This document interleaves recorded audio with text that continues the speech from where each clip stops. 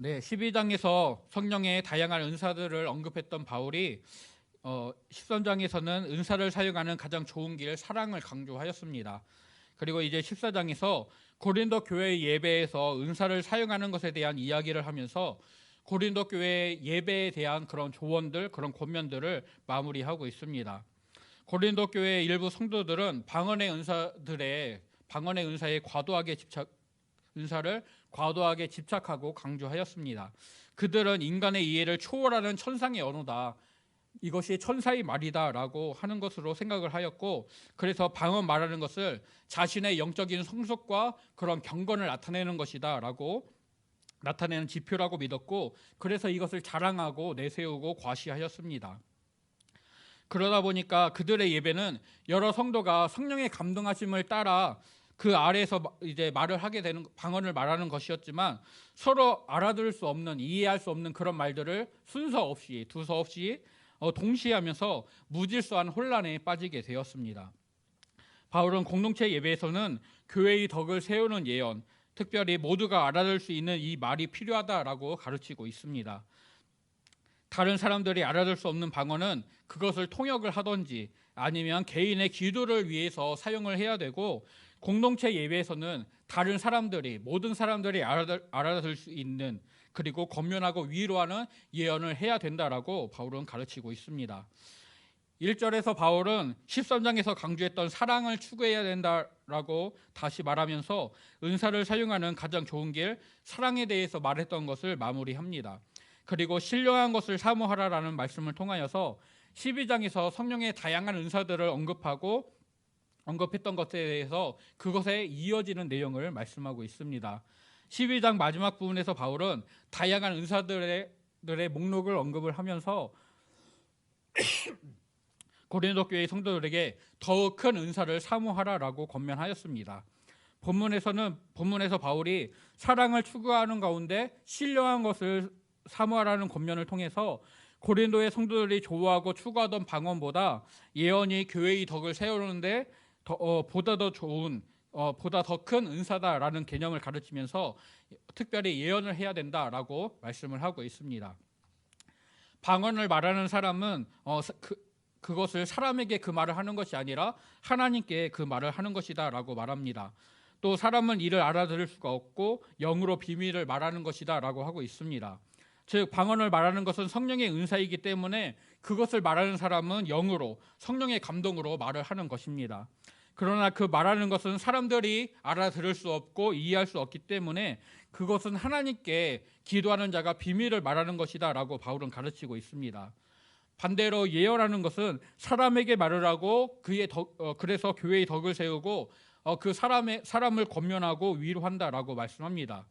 즉 예언을 통해서 성도들은 주님께서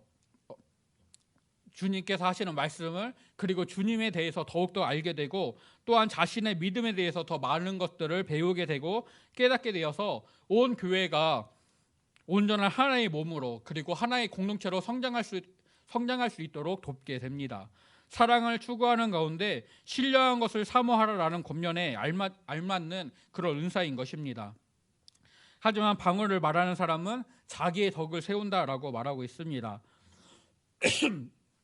방언을 말하는 개인에게는 그것이 유익이고 또 하나님이 주신 축복이고 하나님과 깊은 교제 가운데 들어가고 하나님과 교통하는 수단이 되어지지만, 공적인 예배에서는 다른 사람이 알아듣지 못하는, 이해하지 못하는 방언으로 대표 기도를 한다든지 해서는 안 된다라는 것입니다.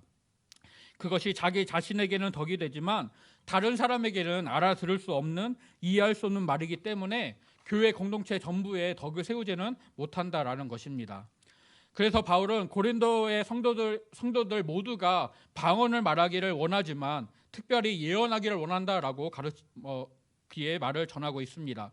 만일 방언을 말하는 사람이 통역을 하여서 교회의 덕을 세우지 않는다라면 이것은 예언하는 것만 못하다라고 말을 하면서 교회의 공적인 예배에서는 예언하는 것이 더 유익하다라고 가르치고 있습니다. 공적인 자리에서 예언의 은사를 사용하는 것은 자기의 은사를 통하여서 다른 사람을 섬기고 그 교회를, 공동체를 섬기는 것이 됩니다. 즉 사랑으로 자신의 은사를 사용하고 교회의 덕을 세우기 때문에 예언하는 것은 통역되지 않는 방언보다 더 유익하고 교회의 덕을 세우게 된다라는 것입니다. 방언이 통역된다면 그 또한 사람들이 듣고 이해할 수 있게 되고 예언처럼 다른 사람들을 교훈하고 권면하는 말을 듣게 될 것입니다. 그래서 방언을 말하는 사람은 통역하기를 구하라고 합니다. 그렇지 않다면 방언 말하는 것은 개인적인 유익만을 줄 뿐이기 때문에 공적인 예배에서는 방언보다 예언하는 것이 더 유익하다라고 가르치고 있습니다. 그래서 바울은 영적 은사를 추구할 경우 다른 성도에 대한 사랑의 추구가 반드시 있어야 된다라는 가르침을 통하여서 개인의 덕을 세우는 방언보다 예언을 사모하고 추구해야 된다라고 말씀하고 있습니다. 바울은 통역이 없는 방언이 무의미하다라는 것을 강조하면서 여러 가지 비유를 들고 있는데요. 먼저 바울 자신의 예를 들고 있습니다. 바울이 고린도 교회의 성도들에게 나아가서 말씀을 가르칠 때 통역 없는 방언으로 그것을 가르친다면, 그래서 고린도 교회의 성도들이 그것을 알아듣지 못한다면 그것이 무의미하다라는 것입니다. 성도들이 이해할 수 있는 계시나 지식이나 예언이나 가르치는 것으로 말하지 않는다면 바울이 아무리 중요한 것을 말하고 가르친다 하여도 그것을 성도들이 듣고 이해할 수 없기 때문에, 알아들을 수 없기 때문에 그것은 그들에게 유익하지 않다는 것입니다. 계시나 지식이나 예언이나 가르치는 것은 하나님의 말씀이 성도들에게 전해지는 방식이고, 성도들은 이런 방법을 통해서 하나님의 뜻을 깨닫고 분별하여서 믿음의 삶을 결단하고 살아내게 됩니다.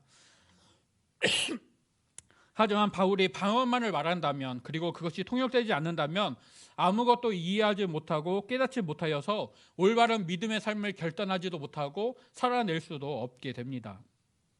그것은 피리와 검은고의 소리를 들을 때 그 음을 분별하지 못한다면 지금 연주하는 것이 피리인지 검은고인지 알 수 없고, 그것이 듣는 사람에게 아무런 아름다운 유익을 주지 못하는 것과 같습니다. 피리인지 검은고인지 그 소리를 분별하지 못한다면 그것은 그저 소리, 그리고 악기가 내는 소음일 뿐입니다. 악기의 소리가 듣는 자에게 유익을 주는 아름다운 소리를 내려면 그 음색이 분명하여서 듣는 자들이 그것을 구분할 수 있어야만 합니다.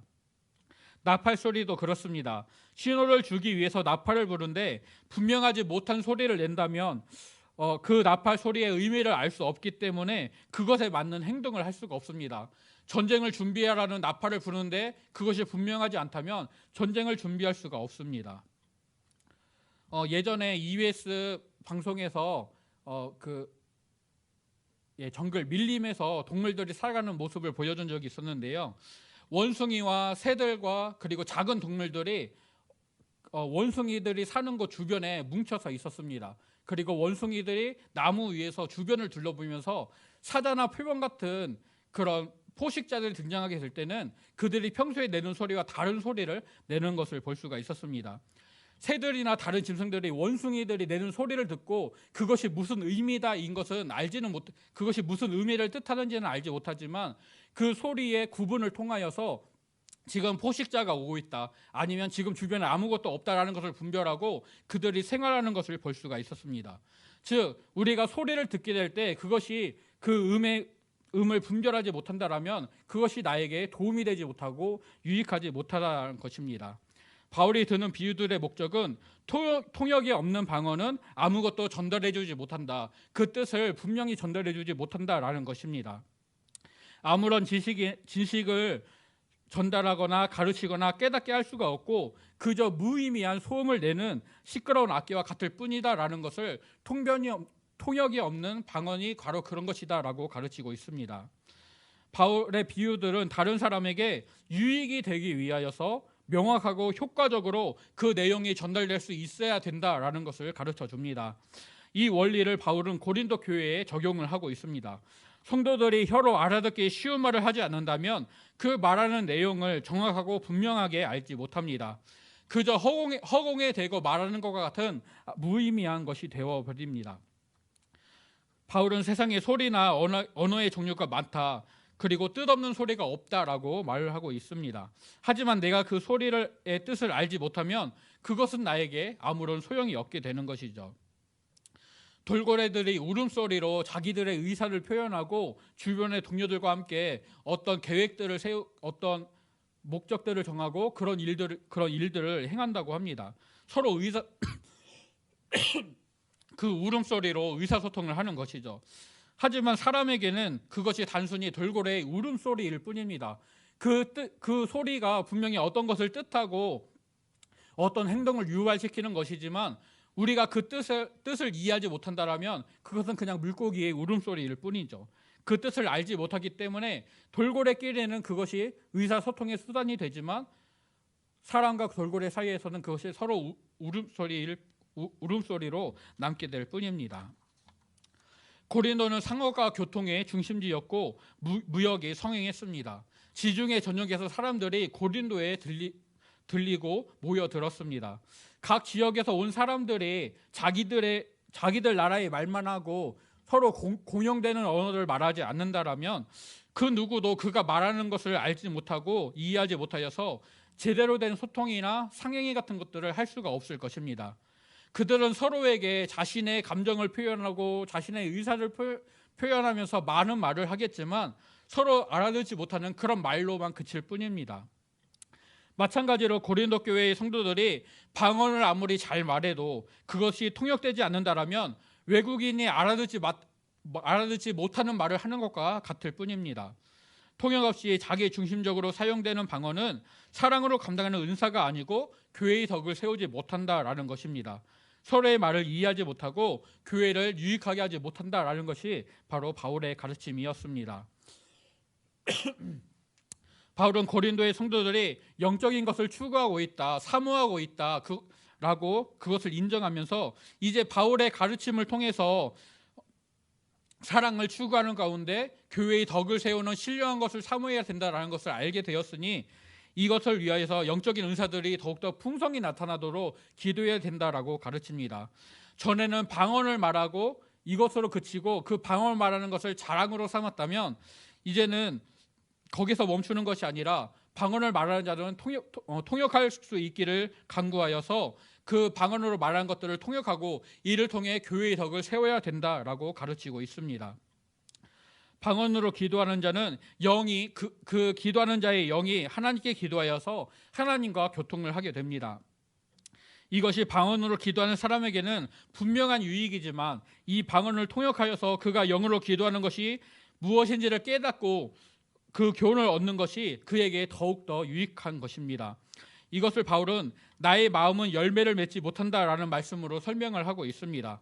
통역이 없는 방언은 그것을 듣는 사람들이 이해하지를 못합니다. 또한 방언을 말하는 사람도 자신이 통역할 수 없다라면 그 자기가 방언으로 기도하는 내용이 어떤 내용을 기도하는지 알지 못합니다. 성령님께서는 방언 말하는 사람이 그 영으로 기도하여서 자기의 비밀을 하나님께 말하도록 인도해 주십니다. 하지만 영으로 기도할 때 기도하는 사람의 생각과 마음은 그 기도의 내용을 알 수 없고 무엇을 기도하는지 알 수가 없습니다. 기도하는 사람도 듣는 사람도 아무런 유익을 얻지 못하게 되는 것입니다. 이런 방언 기도의 한계 때문에 바울은 영으로 기도하는 동시에 마음으로도 기도한다. 또 영으로 찬송하는 동시에 마음으로도 찬송한다라고 말을 하면서 이것을 결단하고 있습니다. 이 마음을 세번역 성경은 깨친 마음, 깨달은 마음이라고 번역을 하고 있고 우리말 성경은 이성으로 또 현대어 성경은 모든 사람들이 알아들을 수 있는 말로 번역을 하고 있습니다. 영으로 방언을 말하고 기도하고 찬송을 할 때 자기의 입술로 그리고 자신의 지성과 이성을 가지고도 기도하겠다라는 것이 바울의 결단입니다. 이 부분은 개인의 기도 생활이나 경건 훈련 또 묵상을 하는 시간에서 그리고 공적인 예배의 시간에서 방언을 말하게 될 때 두 가지의 경우를 모두 생각을 하게 합니다. 먼저 개인의 기도 생활이나 묵상 그리고 경건 훈련 중에서 방언으로 기도한다면 기도하는 자는 영으로 기도하면서 하나님과 교통하게 됩니다. 하지만 그 자신도 기도의 내용을 알지 못하기 때문에 그 마음과 생각은 열매를 맺지 못하게 됩니다. 바울은 자기 영이 방언으로 기도할 때에 생각과 마음으로 기도하겠다라고 하여서 입으로는 방언으로 기도를 하지만 동시에 생각으로 마음으로 기도하여서 나의 소원이나 정해진 기도의 제목들을 나의 마음과 생각으로 기도하겠다라고 결단을 합니다. 또 개인의 시간에 방언으로 기도하는 것은 용납이 되어지고 오히려 권장되어져야 되는 부분이지만 공적 예배 때는 다른 사람이 알아듣지 못하는 방언으로 기도한다면 기도하는 자는 자신의 영으로 기도하고 그 믿음 가운데 하나님께 나아갈 수 있지만 그것을 듣는 이들은 기도하는 사람이 무엇으로 기도하는지를 알지 못합니다. 기도하는 사람이 방언으로 기도하고 그 기도가 통역되지 않는다면 영으로 축복하는 것이나 감사하는 것이나 이것을 알지 못하는 사람들은 그 기도에 아멘할 수 없다라고 바울은 말하고 있습니다. 기도하는 자는 하나님과의 교통 속에서 감사를 잘 했을지라도 다른 사람들은 그것을 알아듣지 못하여 그 기도로 인하여서 덕으로 세워지지는 못하는 것입니다. 따라서 교회에서 기도하거나 찬양하거나 말씀을 가르치거나 할 때에는 깨달은 마음과 모든 사람이 알아들 수 있는 말로 하는 5마디의 예언이 1만 마디 방언으로 말하는 것보다 더 낫다라고 바울은 가르치고 있습니다. 즉 개인이 기도할 때 이제 영으로 기도하고 마음으로 기도한다는 것은 방언으로 기도하면서 나의 마음과 생각으로는 내가 평소에 가지고 있던 생각들, 기도의 지목들로 가지고 기도한다는 것을 말하고, 또한 공적인 예배에서 영으로 기도하고 또 마음으로 기도한다는 것은 방언으로 기도하게 되는 사람들이 그 통역하는 은사를 통하여서 그것들을 해석하고 이로 인하여서 교회의 덕을 세워야 된다라는 것을 바울은 가르치고 있습니다. 바울은 이렇게 통역 없는 방언은 무의미하다라는 것을 가르치면서 다른 사람들을 유익하게 하고 세우고자 하는 이 사랑을 계속해서 강조하고 있습니다. 통역이 없는 방언은 이 사랑으로 다른 사람들을 유익하게 하는 일을 하는데 예언보다 어렵다라고 바울은 말합니다. 깨달은 마음과 모든 사람들이 알아들을 수 있는 그런 말로 하는 것이 더 유익하고 낫습니다. 교회의 공적 예배에서 덕을 세우고 다른 성도들을 유익하게 하는 데는 모든 사람들이 알아들을 수 있는 말, 이해할 수 있는 예언으로 하는 것이 더욱더 낫다는 것입니다. 방언이 통역되지 않는다면 그것은 그 말하는 사람만 유익할 뿐이고 교회의 덕을 세우지 못한다라고 바울은 가르칩니다. 바울은 고린도의 성도들에게 악에게는 어린아이가 되라, 그리고 지혜의 장성한 자가 되라라고 호소하고 있습니다. 방언에 대한 고린도의 교회 성도들의 집착을 영적으로 미성숙했기 때문이다라고 결론을 내립니다. 사랑으로 은사를 사용하여서 공동체의 덕을 세우거나 유익을 구하지 않고 자기 자랑과 과시의 기회로 삼은 것은 그들이 신앙이 성숙되지 못하고 어린아이와 같기 때문이다라고 바울은 말하고 있습니다. 공동체의 유익, 또 그 예배에 참여하지 않는 믿지 않는 자들을 배려한다라면 예배 시간에 다른 사람들이 알아듣지 못하는 그런 방언으로 말하는 것보다 모든 사람이 이해할 수 있는 예언으로 말하는 것이 유익하고 그들에게 도움이 된다라는 것을 바울은 강조하고 있습니다. 영적인 은사를 알지 못하는 자들, 또 믿지 않는 자들이 고린도 교회 성도들이 예배에 참여를 했는데 그들이 여전히 두서없이 통역 없이 모두가 방언으로만 말하고 있다라면 아무도 그 말을 이해하지 못하여서 그 예배가 무의미해지고 또 덕을 세우지 못하게 됩니다. 불신자들은 성도들이 미쳤다라고 말을 하게 되고 더 이상 교회 예배에 참여하지도 않고 또 그들이 전하는 복음에도 귀를 기울이지 않게 될 것입니다. 그래서 공적인 예배 때는 모든 사람들이 알아들 수 있는 언어로 예언을 하여서 하나님의 말씀이 가르쳐지고 또 선포되어야 한다라고 바울은 강조하고 있습니다. 예배에 참여하는 불신자들은 그 선포되는 말씀을 통하여서 그 마음에 숨겨진 죄악들이 드러나게 되고 판단을 받음으로 자신이 죄인임을 깨닫게 되고 하나님께 엎드려 경배하게 될 것입니다. 그들은 하나님이 참으로 너희 가운데 계시다라고 하면서 하나님의 임재하심을 증거하고 회심을 하여서 주의 자녀로 온전히 세워지게 될 것입니다. 그래서 바울은 다른 성도들도 알아듣지 못하는 이런 방언, 그리고 믿지 않는 자들이나 그 영적인 은사들을 알지 못하는 자들이 도무지 알아듣지 못하는 이런 방언을 말하는 것보다 공적인 예배에서는 알아들을 수 있는 말, 예언을 해야 된다라고 가르치고 있습니다. 본 단락의 말씀을 통하여서 바울은 공동체를 세우는 데 보다 도움이 되는 예언의 은사를 사모하고 추구해야 된다라고 강조합니다. 공적인 예배에서는 교회의 덕을 세우고 다른 성도들을 권면하고 위로하는 예언이 다른 사람들은 이해하지 못하고 또 개인의 영으로 하나님과 교통하는 것을 드러내는 방언을 말하는 것보다 더 낫다는 것입니다. 개인의 기도 생활 또 경건 훈련 등의 시간에 방언으로 기도하고 찬양하는 것들은 얼마든지 권장해야 되고 그 자신의 유익을 위하여 필요한 일들이지만 공적인 예배에서만큼은 성도들을 유익하게 하고 또 복음이 증거되고 불신자들의 회심에도 도움이 되는 이런 모든 사람들이 이해할 수 있는 언어로 선포되는 그런 말씀을 해야 된다라고 바울은 가르칩니다. 성도들은 성령의 은사를 감당하는 가장 좋은 길 사랑을 추구하는 가운데 다른 사람들을 유익하게 하는 이 은사를 사모하고 또한 추구해야 합니다. 사랑의 원리가 예배 중에 은사를 사용하는 가장 중요한 동기가 되어야 합니다. 고린도의 성도들은 다양한 성령의 은사들을 그들의 예배 가운데 사용했습니다. 하지만 이런 은사를 소유한 성도들은 은사들이 자신의 만족감을 주기 위한 것, 또 자신을 과시하기 위한 것으로 이해하고 사용을 하였습니다. 하지만 바울은 하나님께서 주신 은사가 다른 사람을 섬기기 위한 것이다, 다른 사람의 유익을 위한 것이다, 공동체의 덕을 세우기 위한 것이다 라는 것을 일깨워주고 그것을 강조하고 있습니다. 바울은 우리의 예배가 나 자신의 구원과 하나님과의 교제, 교통만을 위한 예배가 되어서는 안 된다라는 것을 우리에게 가르쳐 줍니다. 온몸의 지체가 제 기능을 발휘할 때 그 몸이 건강하게 하나가 되는 것처럼 성도들은 그들이 속한 공동체가 건강하고 바르게 기능할 수 있도록 제 자리에서 자기의 기능을 온전하게 발휘해야 합니다. 또 하나로 온전하게 연합이 되어야 합니다. 톱니바퀴가 서로 잘 맞물려서 돌아가게 될 때 그 기능이 온전하게 작동하게 되는 것처럼 교회 공동체의 구성원들이 잘 연합하여서 하나로 돌아가야 하는 것입니다. 이를 위해 바울은 사랑을 추구해야 된다. 그리고 다른 이들을 온전히 섬기는 은사를 사모해야 된다라고 권면하고 있습니다. 이렇게 은사를 사모하고 사용하게 될 때 각 성도들은 하나님과 교제하고 교통하는 가운데 또 그 공동체가 하나님과 교제하고 교통하는 가운데 세워지게 됩니다.